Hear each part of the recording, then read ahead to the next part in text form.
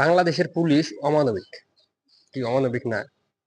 যদি বাংলাদেশের পুলিশ অমানবিক নাই হয়, সালমান এফ রহমানের মতো একজন মুরব্বী দরবেশ বাবারে যে কিনা দাড়ি সেভ করছে পলায় যাওয়ার জন্য, তারে পলাইতে দিল না কেন? কোনদিন বা ঠাস করে মইরা যায়? এই মানুষটারে ধরার কোনো মানে হয়? নৌকা দিয়ে পালাইতে পালাক না, পালায় যাবে কই? যাওয়ার তো জায়গা নাই, ঘুরে ফিরে বাংলাদেশে আসা লাগবে। কি করছে তোর লোকটা, কি দোষ করছে?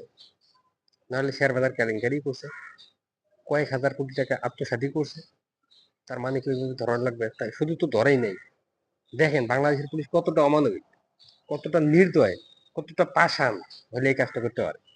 এই মুরব্বী মানুষটার নাকি 10 দিনের রিমান্ড দিছে। 10 দিনের রিমান্ডে মানুষটার অবস্থা কি হবে? মানুষটার অবস্থা তো এমনিতে কাহিল, কোনদিন বা